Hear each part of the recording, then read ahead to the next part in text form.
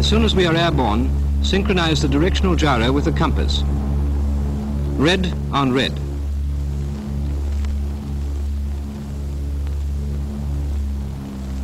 Then set the first course for the first leg across the sea on the compass, 013 degrees.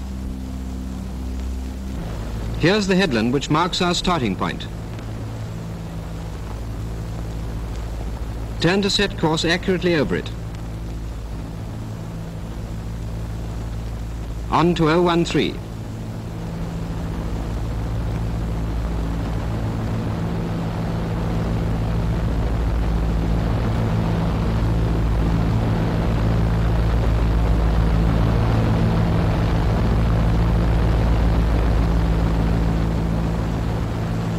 Time 12:12. Now we can fill in ETA for the next coast. 23.5 minutes. So the ETA will be 12:35.5. For the time being, all we have to do is to maintain course.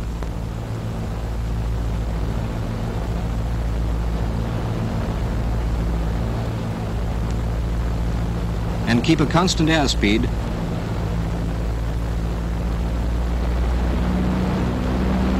160 miles per hour. There's the next coast, and there on the left is the end of cliff which marks our turning point. As it's likely to port, we alter course by sight to reach it.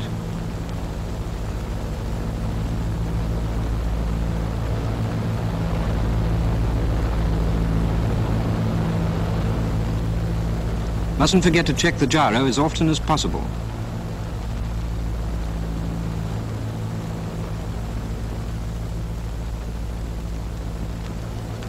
Now we set the course for our second leg on the compass, 349 degrees.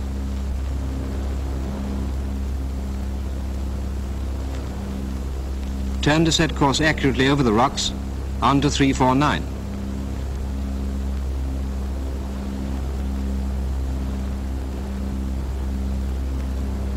Time 12:36.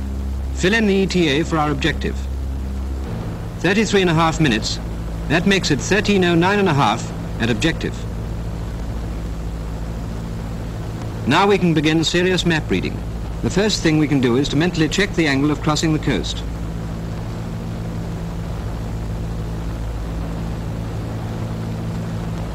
Seems to be okay.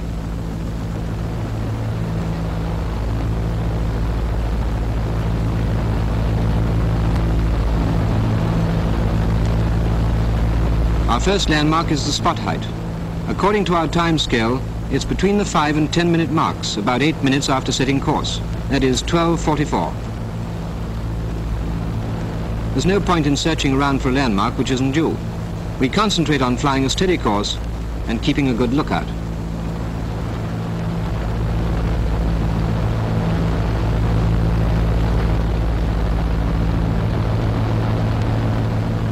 Just a word about weaving. If you must weave, don't do it violently like this.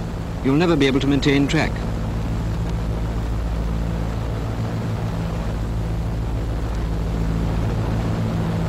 Make it a gentle weave, not more than 30 degrees either side. That's quite sufficient.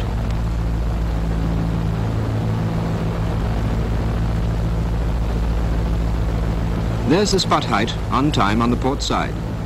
You can just see it by the clump of trees on top. As we're not passing over it, it looks as though we're a bit off track, but we'd better sit tight until we get another check. We might get a check when we cross this railway. Meanwhile, we'll stick to course.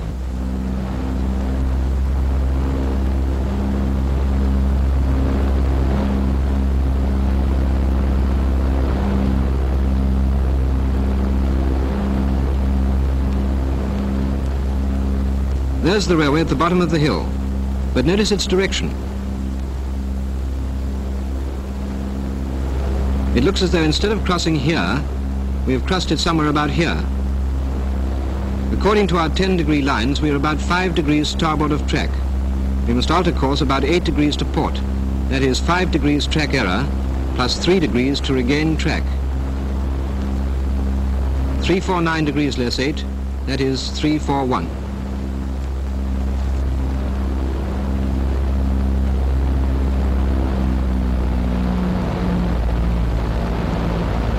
Don't forget that you must concentrate not on the cockpit, but what's going on outside.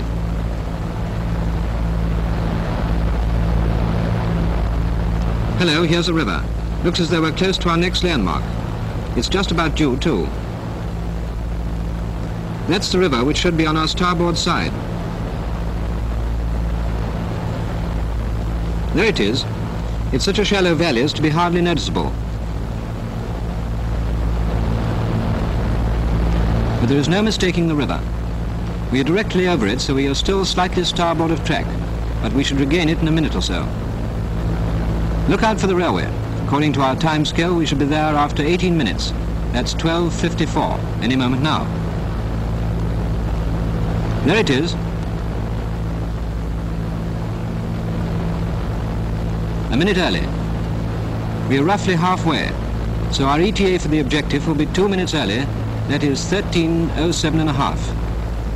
We must be about on track now, so we'll alter course to maintain it. About 3 degrees to starboard.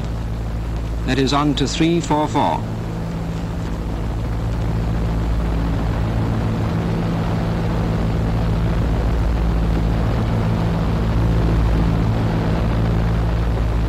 Time for our next landmark.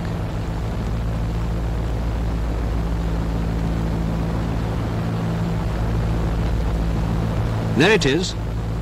There's the junction. We're on track.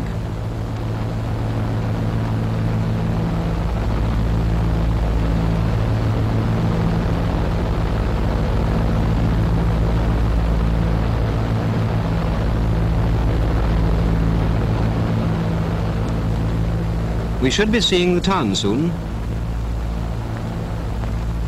Yes, there's a single line track.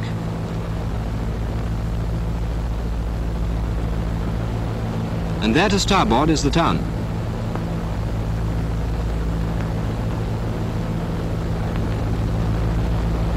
Only 5 minutes to go. Don't forget that steep slope down to the objective.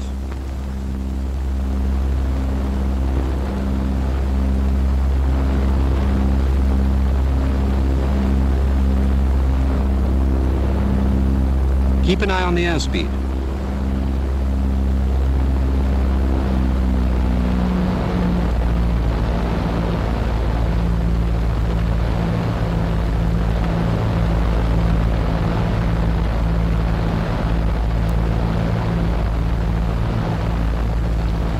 There we are. There's the objective down in the valley.